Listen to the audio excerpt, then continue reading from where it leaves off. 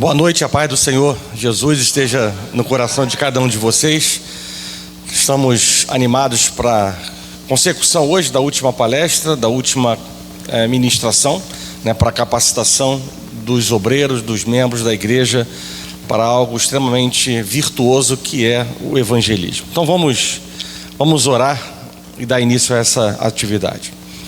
Senhor Deus e nosso Pai, graças te damos por tudo que o Senhor vem fazendo em nossas vidas, pelo seu cuidado, orientação, zelo, Pai, por tuas bênçãos, vitórias e livramentos, Pai.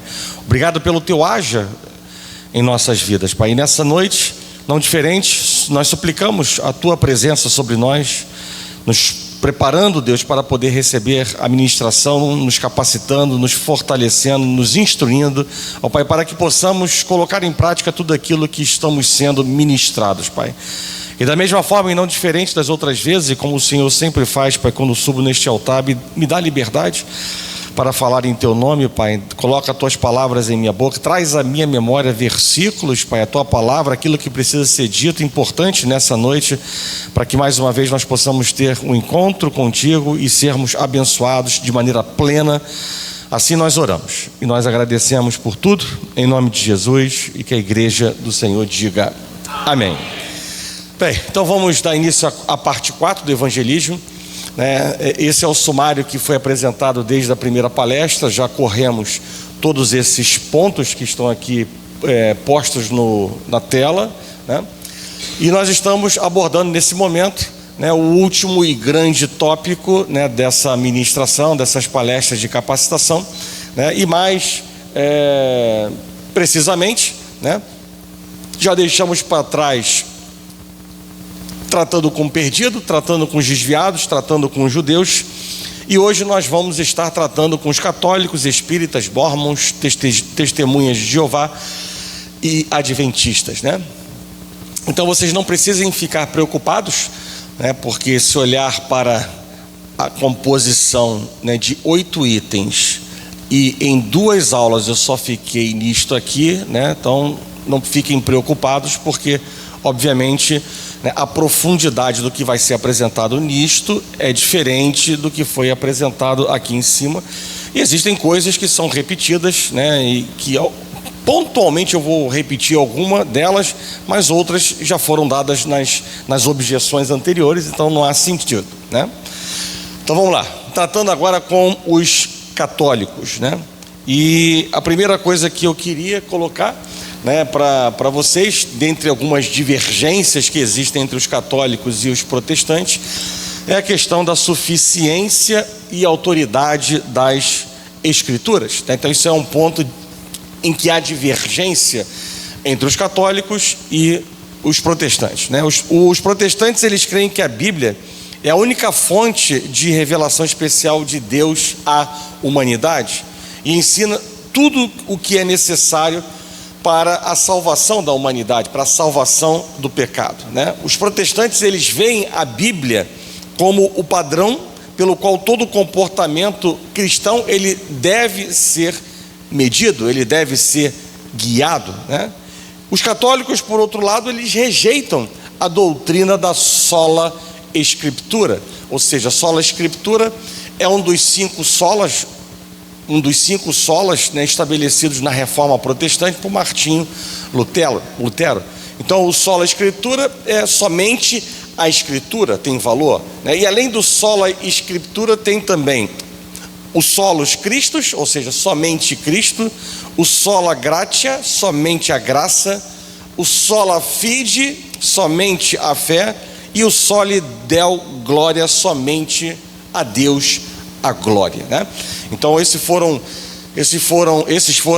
princípios estabelecidos nesta reforma protestante, e que mostram algo divergente daquilo que os católicos vinham fazendo. Eles creem, os católicos creem que tanto a Bíblia como a sagrada tradição católica romana igualmente se combinam no cristianismo.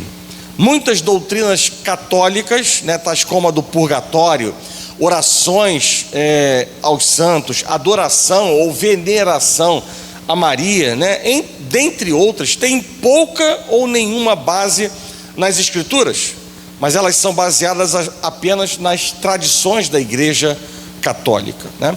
E esse posicionamento, eu diria, né, que numa frase, né, bem impactante, ela enfraquece a suficiência, a autoridade e a integridade, né, da Bíblia, esse comportamento atribuído pelos católicos, né?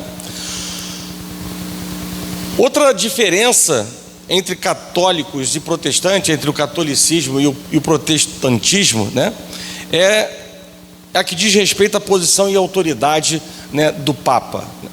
De acordo com o catolicismo, o Papa, ele é o vicário de Cristo, né, o vicário de Cristo, e vicário significa substituto, e ele toma o lugar de Cristo, de Jesus, como líder visível da igreja, e como tal, ele tem a autoridade suprema e infalível, para fazer declarações formais sobre fé e sobre moral. Por outro lado, os protestantes, eles creem que nenhum ser humano ele está livre de erros e que somente Cristo é o líder da igreja, né? Apesar do catolicismo ensinar que somente a Igreja Católica pode, de forma apropriada e correta, interpretar a Bíblia, né, os protestantes creem que a Bíblia ensina que Deus enviou o Espírito Santo para habitar em todos os cristãos renascidos, dando a eles a capacidade para compreenderem a mensagem da palavra de Deus, da Bíblia, né? A terceira maior diferença entre os católicos e os protestantes é como a pessoa é salva, né? Para os evangélicos, a justificação é somente pela graça, e graça somente na pessoa de Cristo, pela fé somente em Cristo. E já para os católicos, o homem não pode ser salvo somente pela fé, somente em Cristo. Eles ensinam que o cristianismo deve confiar na fé e também nas obras meritórias para salvação, né? E assim existem 7 sacramentos que são essenciais à doutrina católica, né? Batismo, crisma, eucaristia, penitência, extrema-unção, matrimônio, ordens sacras, né? Então são coisas necessárias, obras meritórias para que a consumação da salvação seja estabelecida. A quarta grande diferença entre católicos e protestantes tem a ver com o que acontece após a morte do homem. Enquanto ambos creem que os incrédulos eles passarão a eternidade no inferno, né? Então esse é um ponto convergente. Há diferenças significantes e importantes no que diz respeito ao que acontece aos crentes, né? Por causa das tradições da igreja e sua confiança em livros não canônicos, os católicos desenvolveram a doutrina do purgatório. E o purgatório, de acordo com a enciclopédia católica, tem a seguinte definição, abre aspas: um lugar ou condição de punição temporal para aqueles que, deixando esta vida na graça de Deus, não estão totalmente livres de faltas menores, ainda não pagaram totalmente a reparação devida por suas transgressões.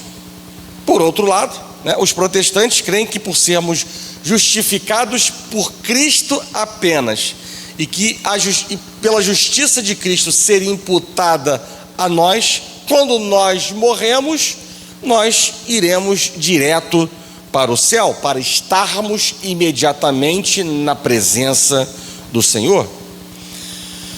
E ainda mais perturbadora do que a doutrina católica do purgatório é o fato de que eles creem que o homem ele deve ou mesmo pode pagar ou compensar por seu próprio pecado.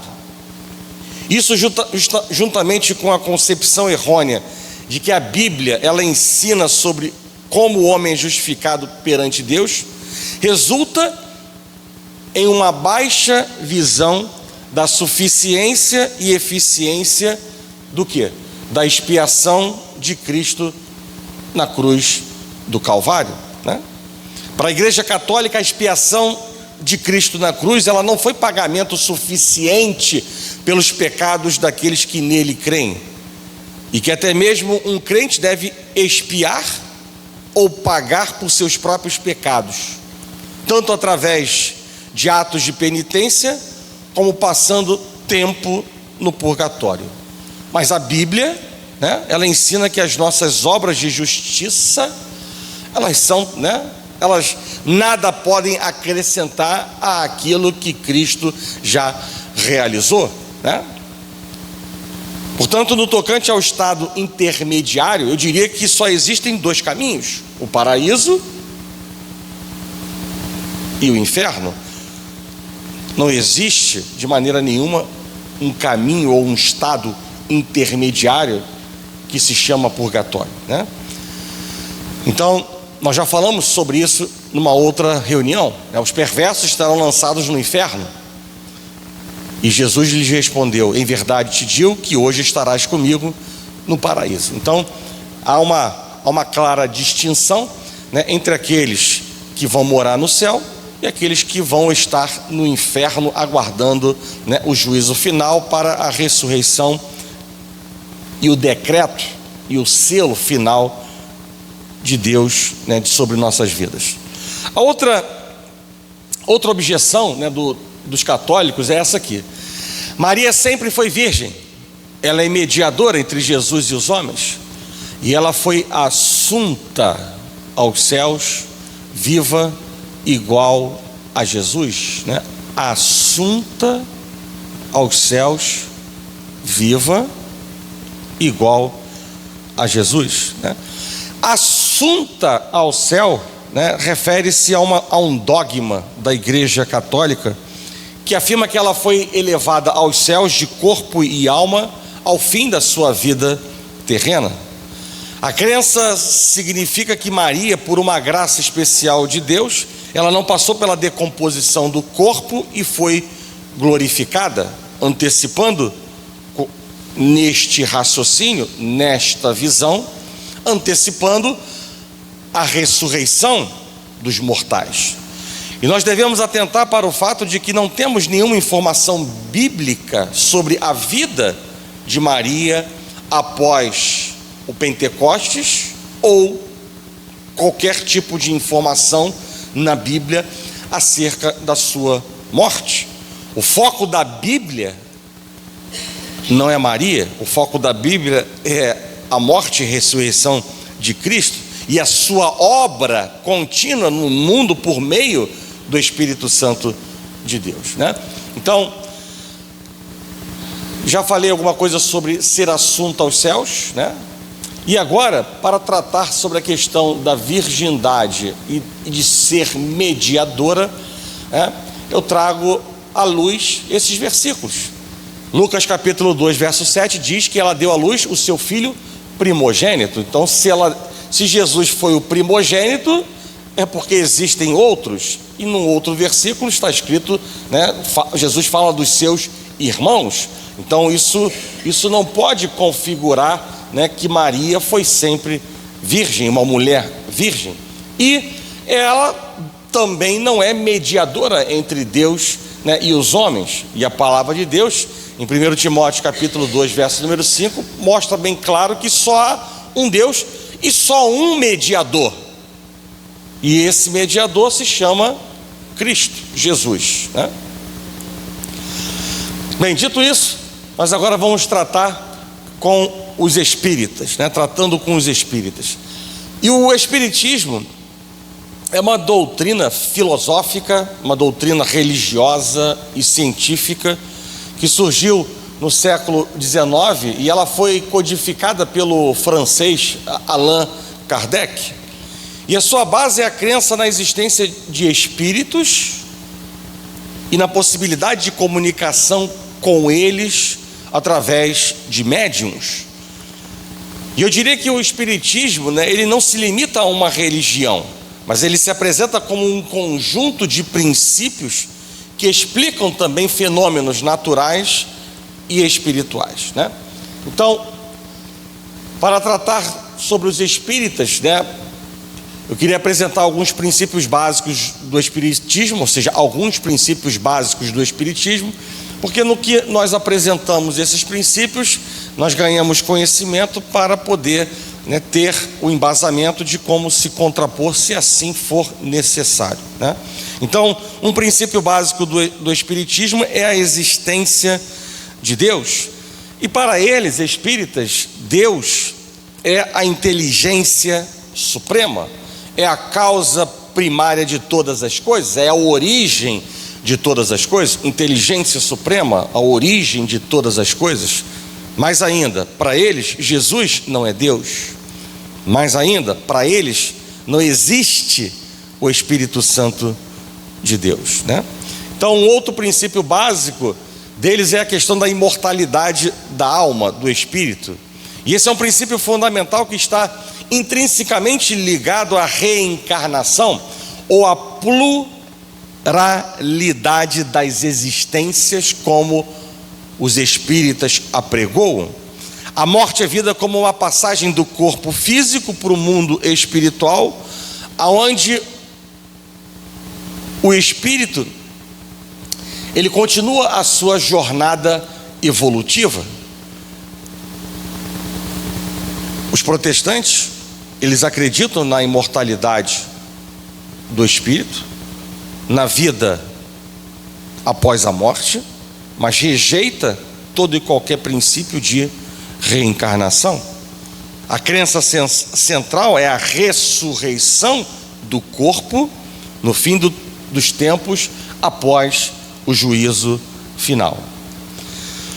Outro princípio, como acabei de já enunciar, a reencarnação, né? A alma reencarna em múltiplas vidas para evoluir moralmente e intelectualmente.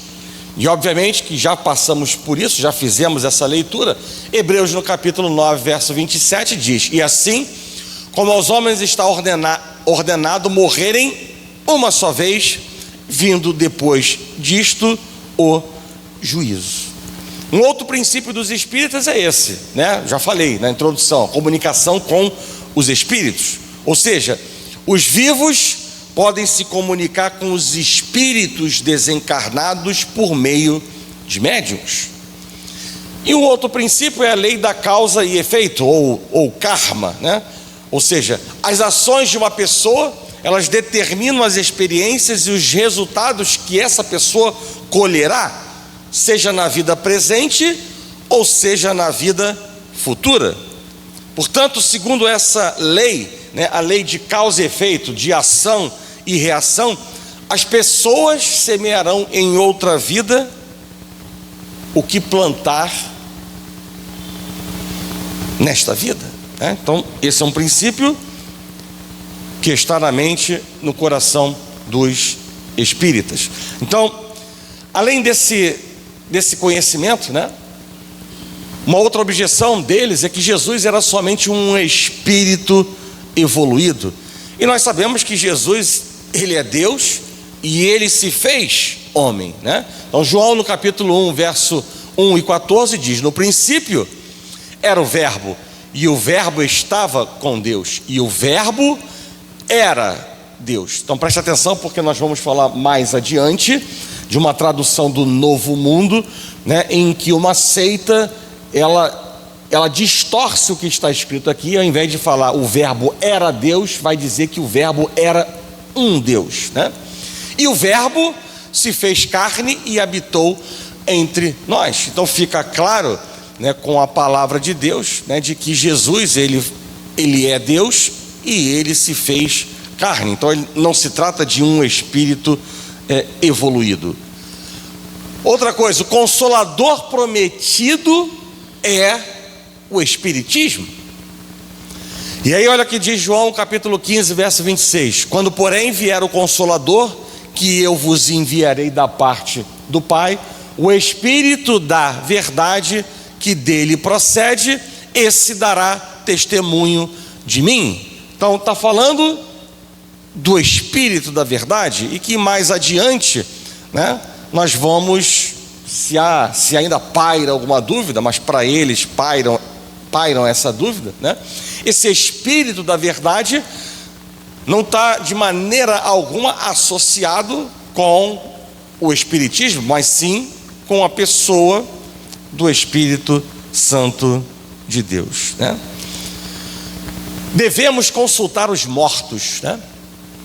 E aí Deuteronômio capítulo 18, verso 10 a 12 vai dizer assim: não se achará entre ti quem faça passar pelo fogo o seu filho ou a sua filha, nem adivinhador, nem prognosticador, nem agüeiro, nem feiticeiro, nem encantador, nem necromante, nem mágico, nem quem consulte os mortos, pois todo aquele que faz tal coisa é abominação ao Senhor, e por essas abominações o Senhor os lança diante de ti, né? Um outro caso, né, e que mais detalhes para lembrá-los estará na apostila que eu vou, na versão final, divulgar hoje, né, compartilhar no site da igreja também, né? A médium de Endor invocou Samuel dentre os mortos, né? Então, lá na apostila vocês vão ler com detalhe ou relembrar, né, de algo que aconteceu com o rei Saul no final do seu reinado após a morte do profeta Samuel, né? Então ele estava ali perturbado com a presença, a aproximação dos filisteus. Ele já não tinha mais o seu amuleto, né, o seu braço de apoio, que era o profeta Samuel.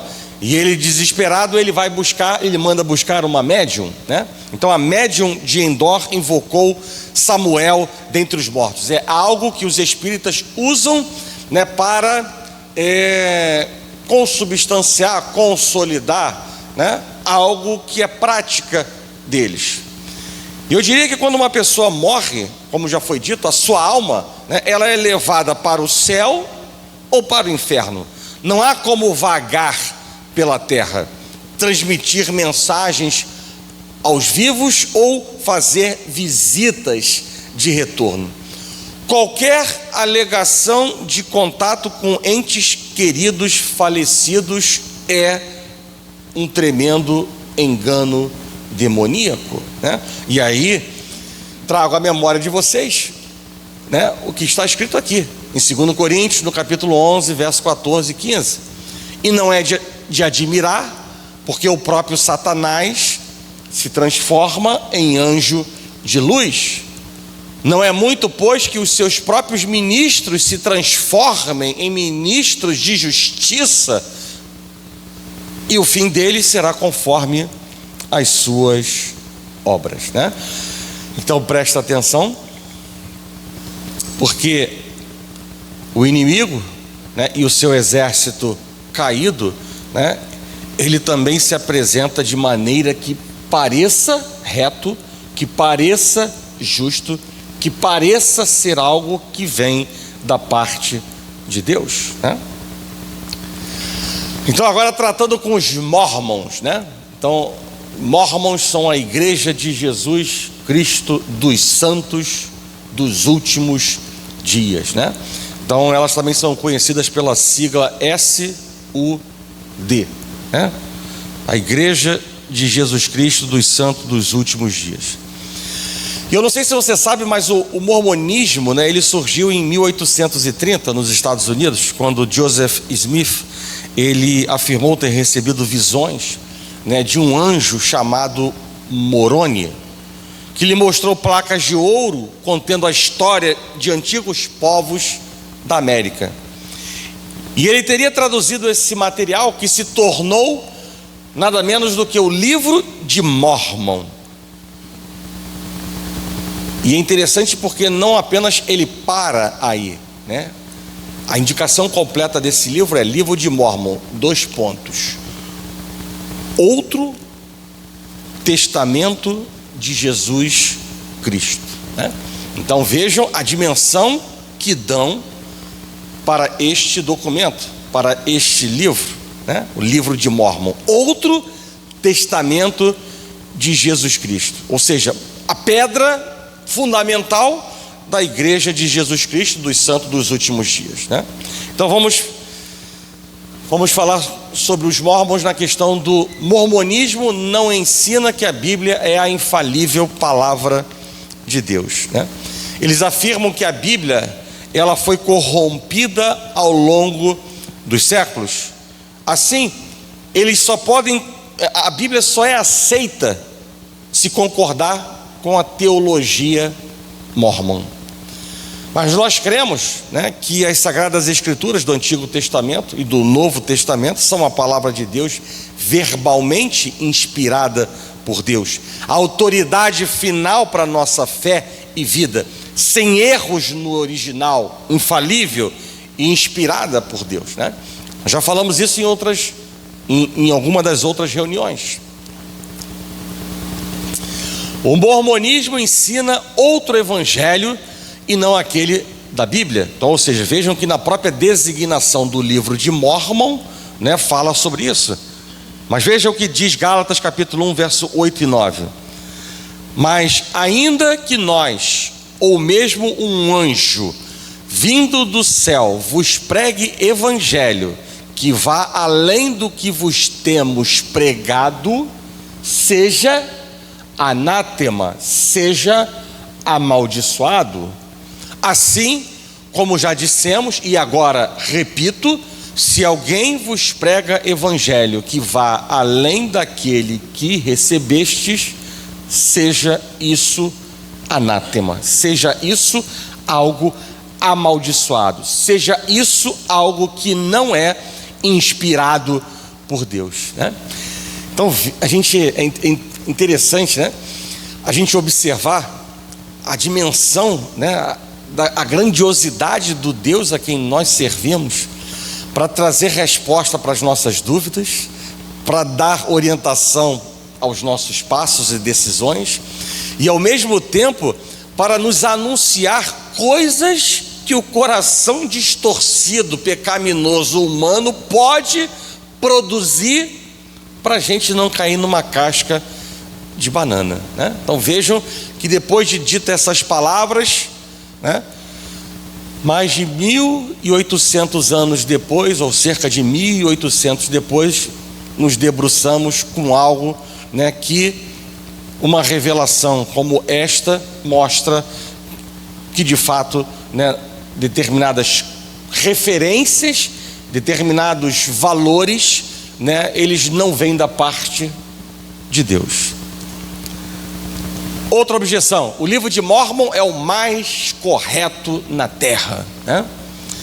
E aí eu trago à memória da igreja aquilo que diz a palavra em Hebreus no capítulo 4, verso número 12, porque a palavra de Deus, ela é viva e ela é eficaz, né?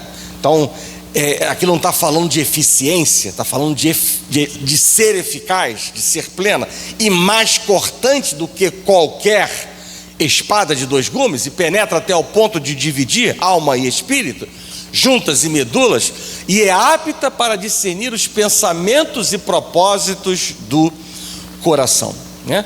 Então, apenas um versículo que mostra, né, o poder que há na palavra de Deus, e é muita presunção dizer isto, né, que é o mais correto livro da terra. Outra questão: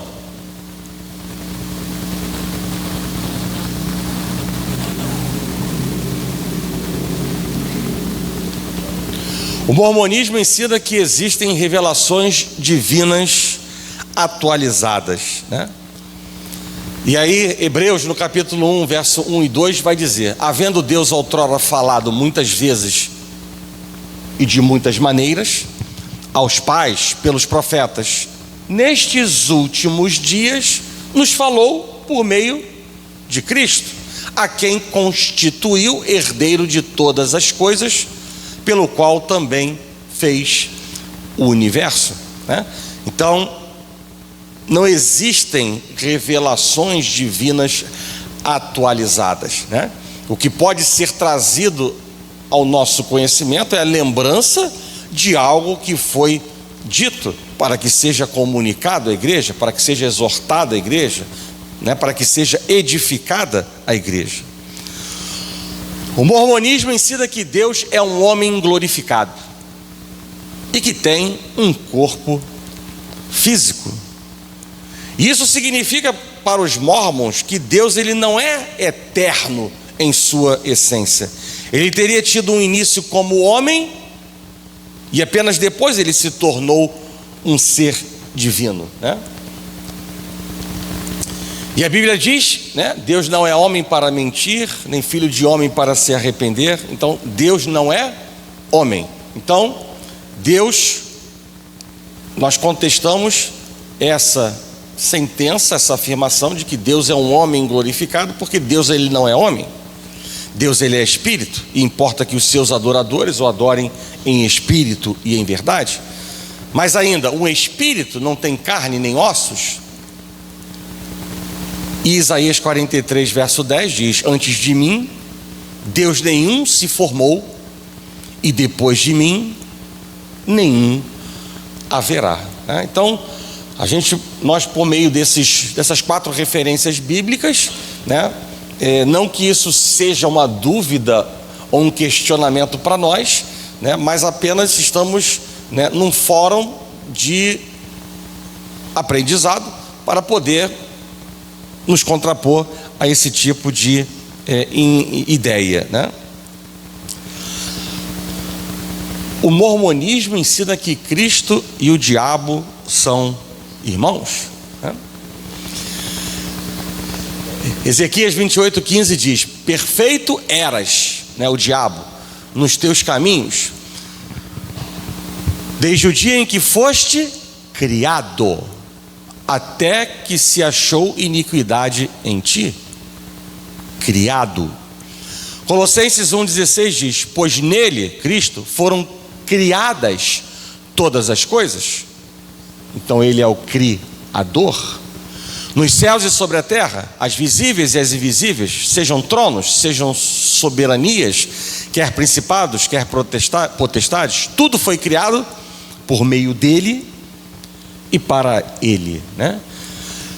Então nós estamos falando de 2 níveis, de 2 degraus muito distintos, né?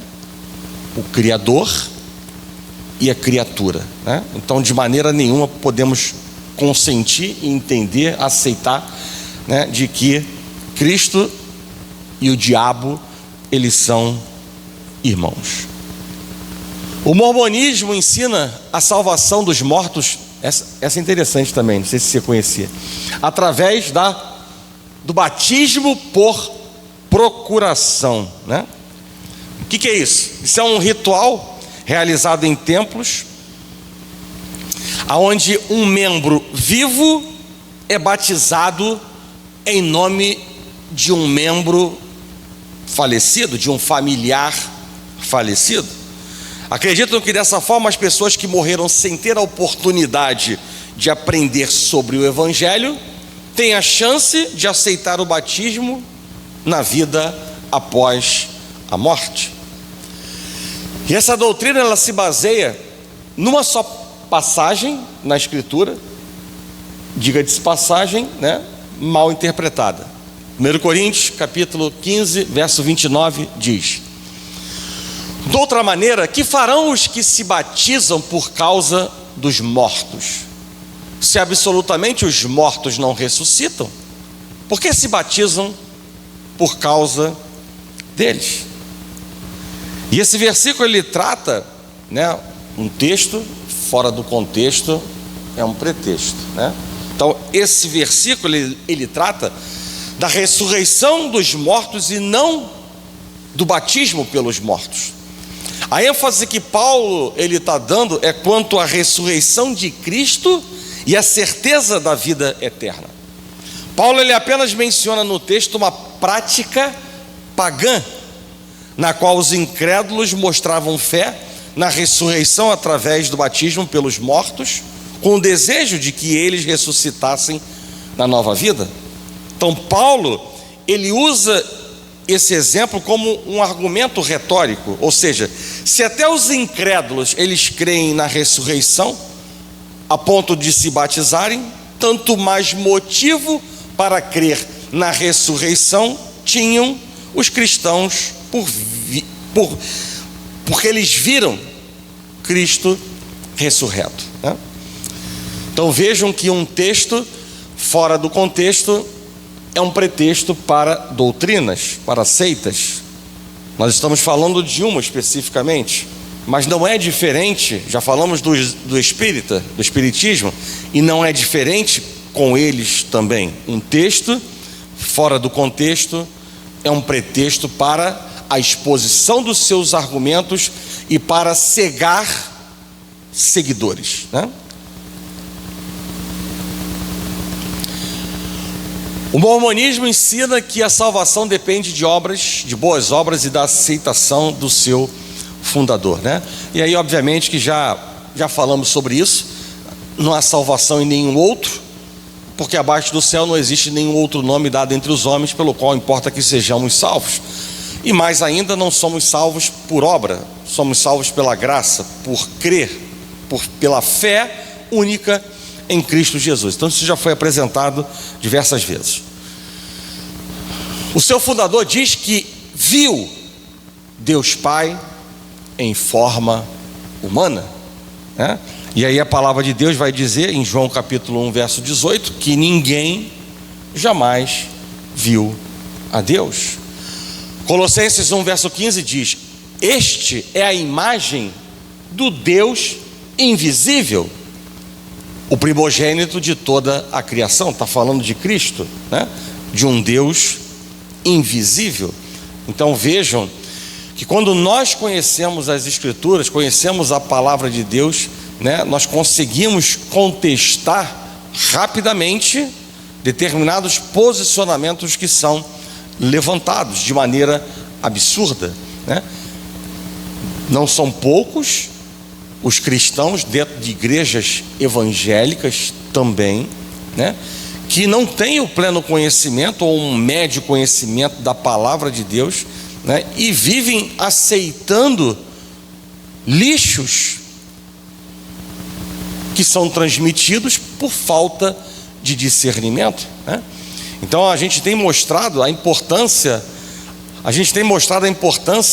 da palavra de Deus, né? A importância de estudar a palavra de Deus, de conhecer, né, a palavra de Deus, né?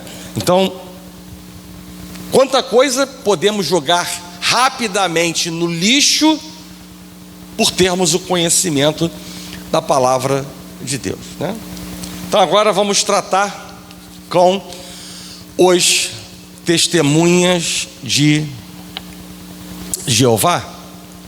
E os testemunhas de Jeová são uma seita antibíblica e anticristã, ou seja, distorcem a Bíblia, negam a divindade de Cristo e se autodenominam testemunhas de Jeová com base num texto. Que texto é esse? Isaías 43, verso 10, diz assim: vós sois as minhas testemunhas, diz o Senhor, o meu servo a quem escolhi, para que o saibais e me creiais e entendais que sou eu mesmo, e que antes de mim Deus nenhum se formou, e depois de mim nenhum haverá.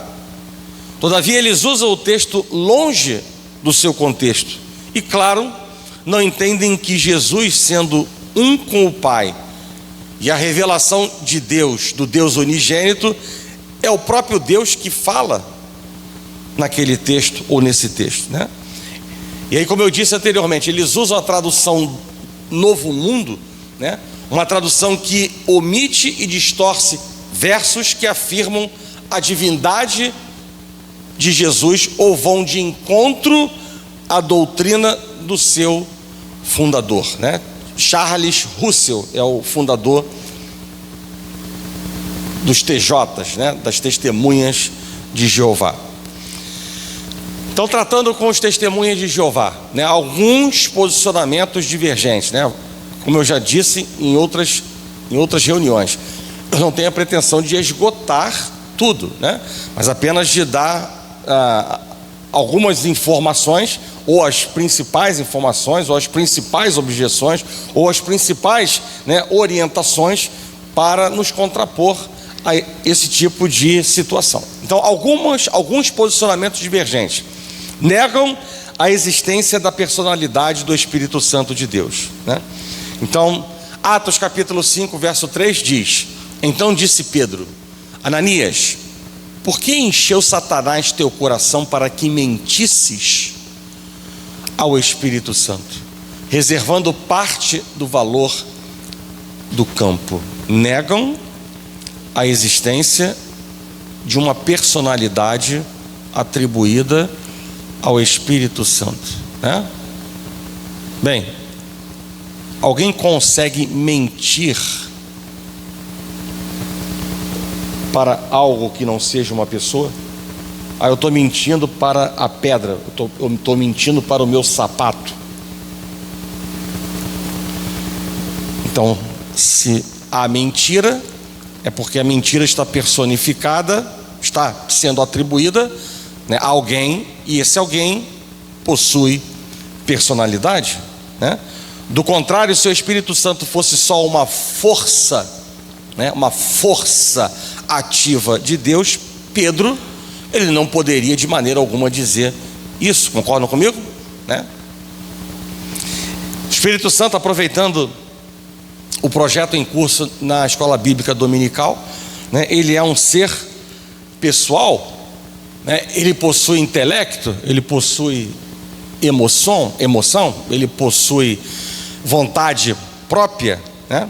Ele ensina, ele fala, ele convence, ele intercede, ele guia, ele se entristece, ele clama, ele testifica, ele sente ciúmes, né? Então, dá para ver por esses 8 ou 9 versículos, né? 2, 4, 6, 9 versículos, né? Claramente de que se trata não de uma força, não de um objeto, mas sim de alguém que tem personalidade. Negam a doutrina da Trindade, né?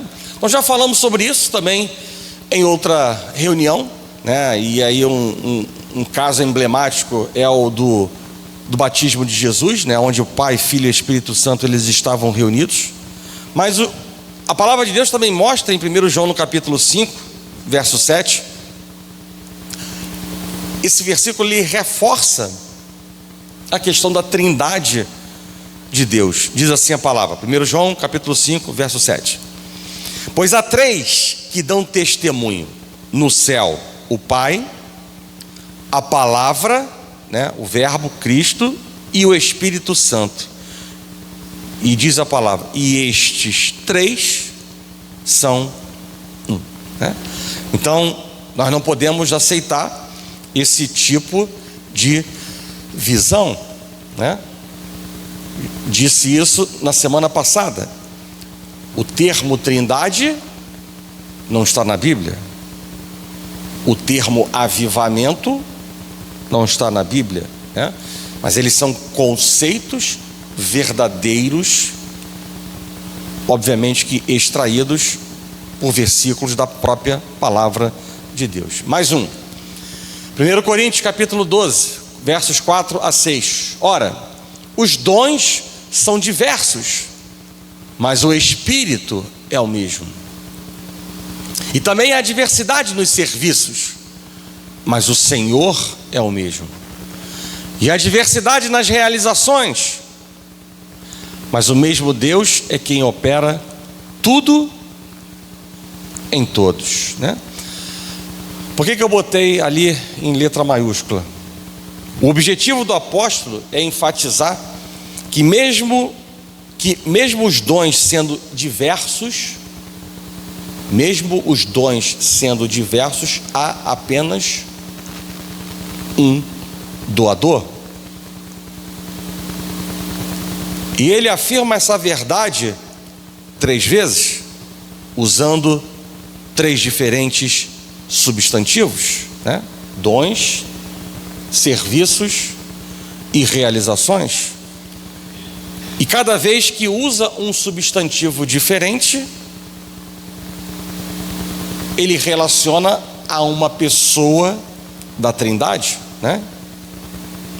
O Espírito é o mesmo, o Senhor é o mesmo e o mesmo Deus, né? Então isso prova, por mais uma referência bíblica, né, de que a Trindade, ela de fato, ela existe. Mais ainda, negam a ressurreição física e corporal de Jesus Cristo. Vejam que eles declaram, abre aspas: o homem Jesus está morto, só o seu espírito ressuscitou.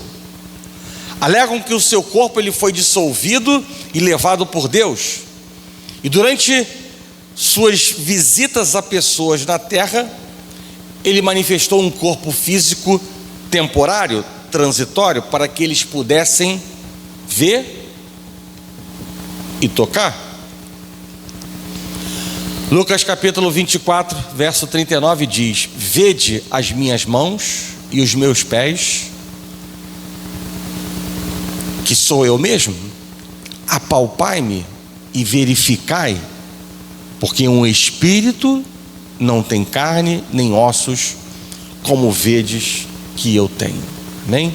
Então, ou seja, conseguimos de maneira também muito clara contestar mais uma objeção, né? Repeteco para nós: negam a realidade do inferno e do castigo eterno, né? Já falamos sobre isso. Hoje mesmo, inclusive, já fiz menção a esses versículos. Os perversos serão lançados no inferno, e irão estes para o castigo eterno, porém os justos para a vida eterna.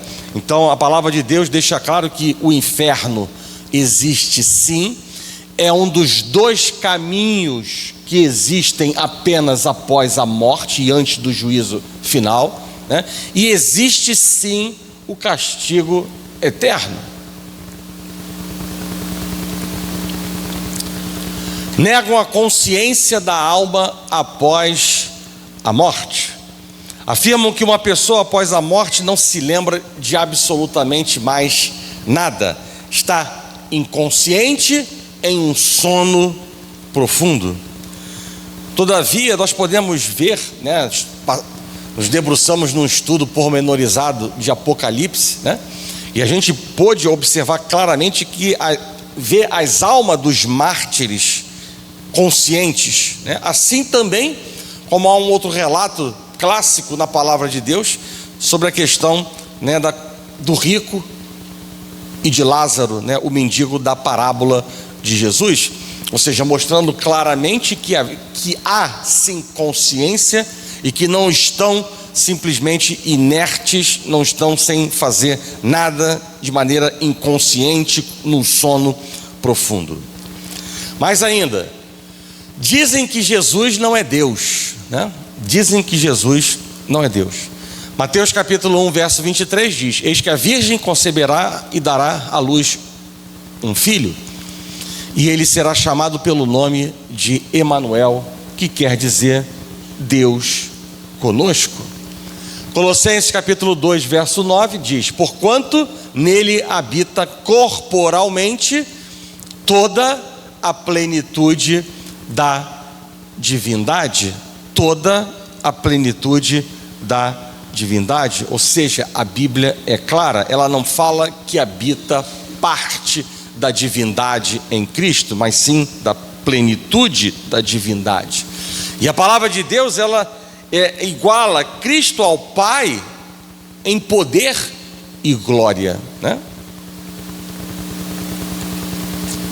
Ensinam que Jesus Cristo é um ser criado, simplesmente um outro Deus, né? Um ser criado. E esse erro doutrinário, ele foi criado pelas testemunhas de Jeová, como eu disse, através da tradução, né, Novo Mundo, que apresenta o Evangelho de João no capítulo 1, verso número 1, né? Ao invés de que o verbo era Deus, na tradução do Novo Mundo está escrito que o verbo era um Deus. E Isaías, ele nega esse erro enfaticamente, né? Existem 3 capítulos, 43, 44, 45, né, que em que ele nega enfaticamente esse erro e prova que a tradução de João no capítulo 1, verso número 1, pelo novo mundo, é ilegítima, né? Então, já falamos e repito: antes de mim, Deus nenhum se formou, e depois de mim, nenhum haverá. Então não há criação. Antes de mim, nenhum se formou, e depois de mim, nenhum haverá. Mais ainda, negam a salvação perfeita da cruz de Cristo. Sem qualquer tipo de justificativa bíblica, né, as testemunhas de Jeová, eles ensinam que o milênio, né, os 1000 anos do reino de Cristo, segundo a visão escatológica deles na terra, proporcionará a toda a humanidade que ressuscitará uma oportunidade sob condições favoráveis de receber a salvação eterna. Ou seja, Jesus Cristo comprou nossa salvação na cruz, e resta ao homem crer e ser salvo. E a salvação, ela é totalmente à parte de qualquer esforço humano. Então o que eles acreditam é de que você pode morrer numa condição, mas no futuro essa situação ser invertida e você desfrutar da eternidade com Deus Pai. Por isso eu não tenho dúvidas de dizer que a maior decisão que nós podemos tomar nesta terra é aceitar Cristo como Senhor e Salvador, porque depois que estivermos nesta condição horizontal, voltando ao pó, nada, absolutamente nada mais pode ser feito. E Deus é longânimo. Deus, ele não trata mal por mal. Deus, ele não nos dá apenas um dia para decisão, muitas vezes, sim, né? De uma maneira geral, não é assim que Deus trabalha. Bota uma corda no pescoço, uma arma na cabeça, é agora ou nunca mais. Não é assim. Então Deus, ele dá condições da humanidade se arrepender, de conhecer Cristo, de aceitá-lo como Senhor e Salvador, exatamente por aquilo que, findado o tempo que se chama vida, nunca mais haverá condição de ser modificada essa condição, né? Alguns outros posicionamentos, né, alegam ser o único caminho para o Deus verdadeiro. Então muitas seitas, né, um dos basilares de seitas é exatamente esse, né? Nós somos o único caminho, nós somos o caminho verdadeiro, nós temos a verdade, né, para ser compartilhada. Jesus, ele foi um anjo. Miquel, arcanjo, que se tornou um homem. Jesus foi o único homem perfeito, mas não Deus em carne. Jesus, ele não morreu em uma cruz, mas em um poste. A cruz é um símbolo pagão e consequentemente não deve ser usada de maneira alguma na visão deles. Jesus retornou à terra invisivelmente em 1914. Boas obras são necessárias para a salvação. Somente 144 mil testemunhas de Jeová irão para o céu? Está na Bíblia esse número? Está. Mas lembrem-se do que foi dito em mais de 5 meses de estudo de Apocalipse. O livro de Apocalipse é um livro simbólico. Não é para nós levarmos literalmente as informações que estão ali escritas. E nesse caso, o número 144 mil, né, está de fato escrito. Mas com uma visão distorcida, entendem que somente 144 mil deles, ou seja, nem todos deles irão para o céu. 144 mil deles irão para o céu. Transfusão de sangue é pecado, aí é só questão de conhecimento. Salvação é pela fé e pelo que você fizer, é possível perder a salvação. E eles também rejeitam o voto, saudar a bandeira, cantar os hinos nacionais, celebrar Natal, aniversário, e também se recusam a servir as Forças Armadas. Não sei como é que eles lidam com isso, né? Mas, não sei, em determinados momentos isso não tem como se esquivar, né? Não sei como é que eles lidam, também nem estou interessado, tá? Mas apenas é um detalhe que poderia ter sido omitido a partir daqui, né? Aqui, eu poderia ter colocado, né? Ter tirado isso, né? Aliás, isso aqui sim, isso aqui podia ter tirado, apenas um detalhe para conhecimento dos irmãos. E agora, acreditem, né? Eu disse e nós estamos cumprindo. Nós estamos chegando para tratar do último grupo, né? Que são os adventistas. A Igreja Adventista do Sétimo Dia, ela surgiu após o movimento milerita, né? Um movimento que aconteceu em 1830 a 1844, liderado, se é um movimento milerita, ele foi liderado por um homem chamado William Miller, um pregador batista, que interpretou uma passagem em Daniel no capítulo 8, verso 14, como uma profecia do retorno visível de Cristo em 1844. E o que diz esse texto? Daniel capítulo 8, verso 14. Ele me disse: até 2.300 tardes e manhãs, e o santuário será purificado.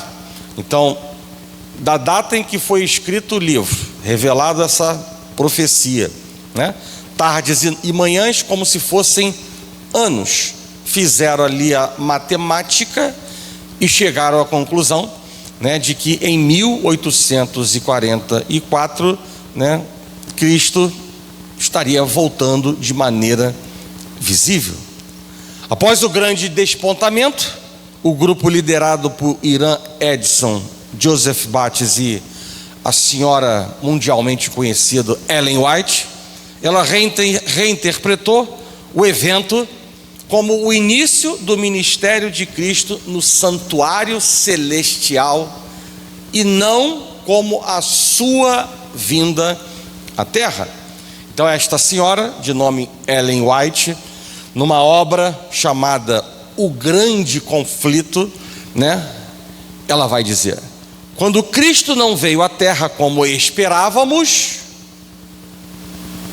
compreendemos que ele entrou no Santíssimo dos Céus para iniciar, preste atenção, a obra do juízo investigativo, né? Vamos falar daqui a pouco. Então,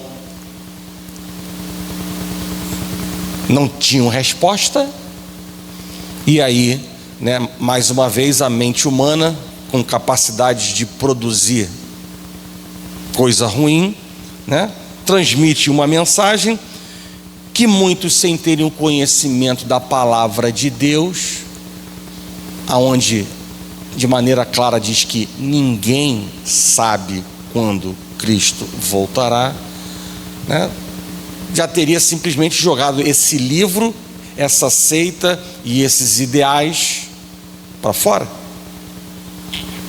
Esse evento de 1844 é considerado até hoje um marco teológico fundamental da doutrina adventista. Então vamos lá. Tratando com os adventistas, obviamente, e mais uma vez, algumas divergências doutrinárias, entre elas, né, a questão da observância do sábado, né? E eu vejo que às vezes existem pastores, né, adventistas, que eles tratam isso como se fosse algo de uma relevância enorme, como um mandamento que está sendo descumprido, que pode não dar salvação. Então a dimensão do que pensam, aí eu não conheço e nem tenho interesse de conhecer, e não sei se este que uma vez ouvi fala por todos, mas é um autorrepresentante, né?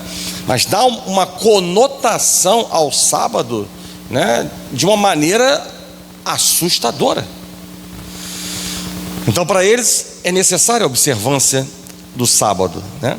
E a visão cristã, na visão cristã, a palavra profética previa a chegada do novo concerto, né, declarado em Jeremias no capítulo 31, e o fim do sábado, que se cumpriu na pessoa de Cristo Jesus.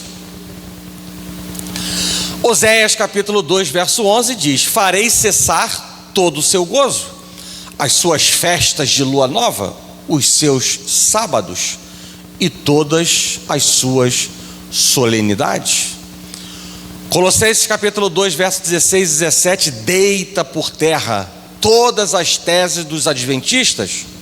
Ninguém, pois, vos julgue por causa de comida e bebida, ou dia de festa, ou lua nova, ou sábados, porque tudo isso tem sido sombra das coisas que haviam de vir, porém o corpo é de Cristo, né? Então, sombra das coisas que estavam por vir, né? Farei cessar os seus sábados, né? Então, obviamente que a leitura que eles vão fazer é diferente. Muito provavelmente na Bíblia deles estão essas duas passagens, assim como na dos católicos também está a questão dos santos. É a mesma nossa, com a diferença de 7 livros, mas é a mesma. Então, não sei como lidam com isso, e nem tenho interesse de saber, né? Porque não estamos esse tipo de duelo, de guerra espiritual que Deus espera ver em nós, né? Vamos falar sobre essa pérola chamada juízo investigativo, né? A Igreja Adventista do Sétimo Dia afirma que em 1844, como eu disse, Cristo iniciou o juízo investigativo no santuário celestial, baseado naquela referência, Daniel capítulo 8, verso 14. Eles creem que o cancelamento final dos seus pecados depende dos resultados desse juízo, culminando na destruição final, ou seja, na aniquilação, que é outro conceito equivocado que vamos falar, dos ímpios e de Satanás. E eu diria que essa doutrina, ela não é aceita por nenhuma outra doutrina cristã. Para eles, a salvação e o perdão de pecados não são completamente obtidos na cruz de Jesus Cristo, mas são complementados no santuário do céu, no juízo investigativo. É mais ou menos uma releitura do purgatório, a gente pode dizer assim, né? Ou seja, alguma coisa entre, né? Ou seja, que não existe entre o céu e o inferno, mas que é estabelecido, que precisa ser adicionado para o bem. O Novo Testamento ensina que Cristo entrou uma vez por todas no Santo dos Santos, logo após a sua ascensão, né? Evangelho de João, capítulo 5, verso 24: em verdade vos digo, que quem ouve a minha palavra e crê naquele que me enviou tem a vida eterna. Não entra em juízo, mas passou da morte para a vida. Então não tem juízo investigativo, né? O juízo é um evento futuro e não um processo em execução desde o século XIX, que é o que a Bíblia mostra para nós. Outro ponto, a autoridade profética de Ellen White, né? O cristianismo histórico, ele rejeita qualquer revelação pós-bíblica com autoridade universal. Eu vou repetir: o cristianismo histórico rejeita qualquer revelação pós-bíblica como autoridade universal. Considerar um novo profeta inspirado é visto como violação do princípio da sola escritura. Mais uma vez, outro que pensa também sobre o sono da alma, o estado dos mortos. Os adventistas ensinam que as almas dos justos dormem até a ressurreição e o juízo final. E esse sono da alma é um estado de silêncio, de inatividade, de inteira inconsciência.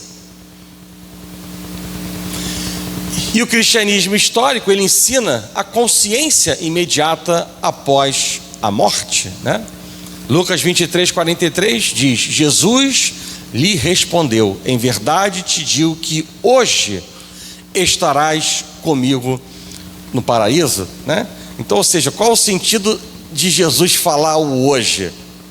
Eles vão distorcer, não é o mérito, não é a ocasião para tratar disso agora, mas eu deixei ele sublinhado só para poder chamar a atenção. Eles vão fazer uso de uma forma distorcida para desconfigurar que isto aqui se trata de algo vivo que está por acontecer depois da morte. No monte, ou seja, isso aqui deixa para nós uma ideia de quê? De comunhão. Uma ideia de comunhão.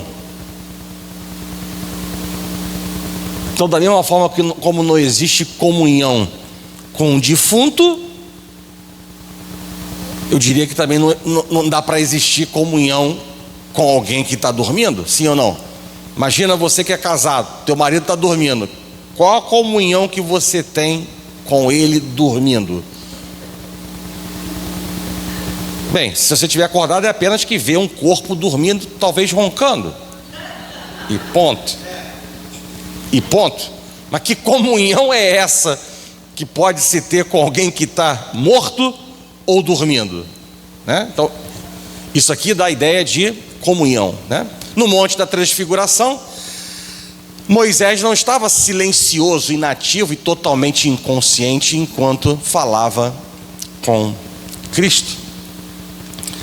Outra coisa divergente, o aniquilacionismo, a negação do inferno eterno.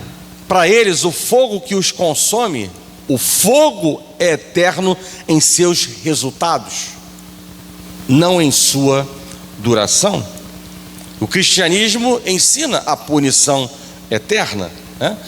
Apocalipse capítulo 20, verso 10 diz: o diabo, o sedutor deles, foi lançado para dentro do lago de fogo e enxofre. Olha lá a transição, desculpa.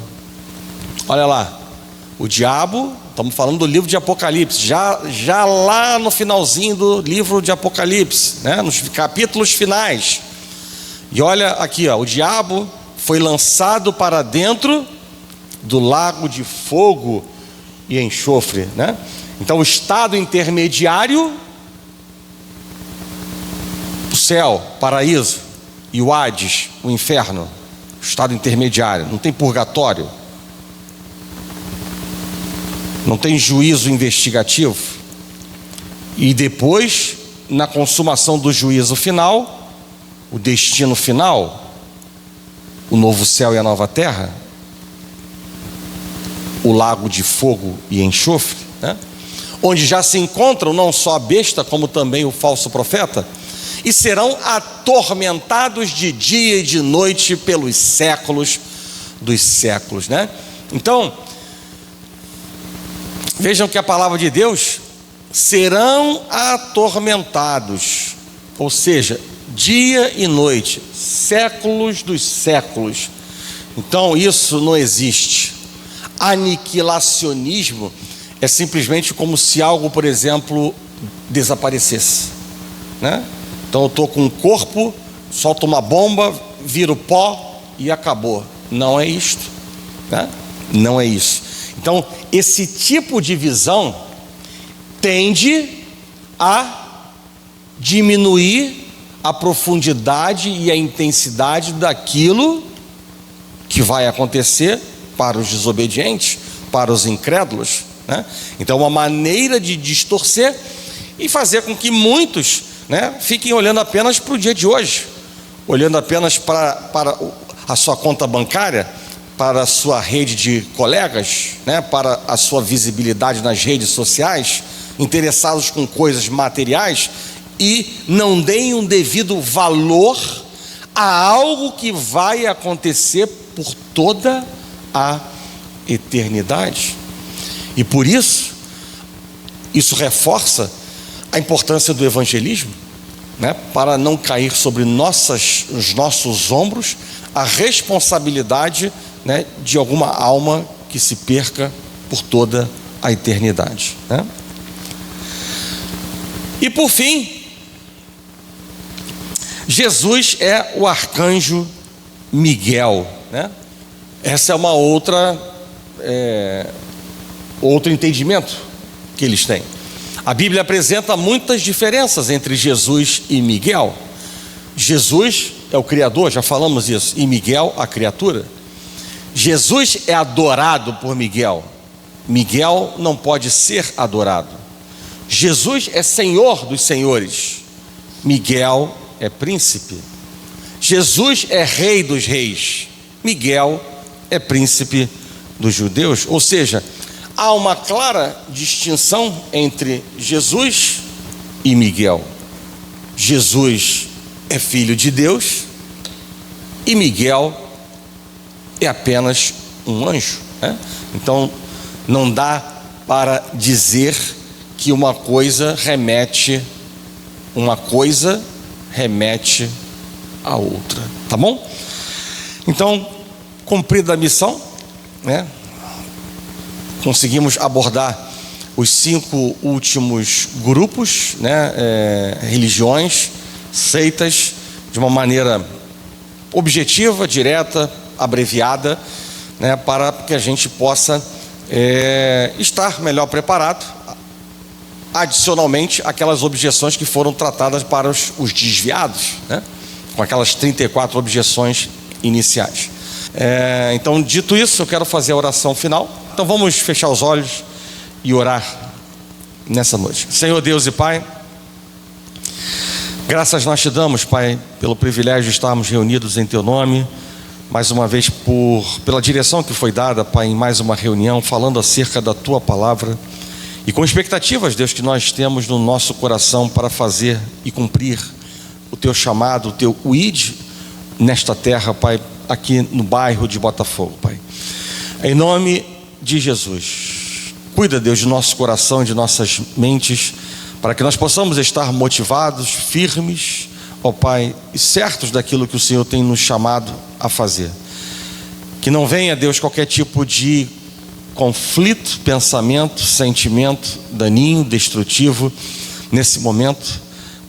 Pelo contrário, que o Teu Espírito esteja nos fortalecendo e nos convencendo do que somos chamados a fazer, esteja nos dando um conhecimento, ou fortalecendo o conhecimento ampliado, e nos dando, Deus, a certeza de que o Senhor nos honrará, dando a certeza de que o Senhor estará no meio da rua pelejando por nós, dando-nos a certeza de que o Senhor colocará palavras em nossas bocas se assim faltar em nós, porque o Senhor honrará todo justo, honrará todos aqueles que se submetem a Ti, todos aqueles que se humilham, que se chegam a Ti com humildade. Eu creio, e assim, Deus, que essa verdade seja, Deus, firmada no coração de cada um dos Teus filhos, para que não haja vergonha, medo, preocupação, mas apenas deixem-se ser trabalhados pelo Senhor, para que a Tua obra seja feita.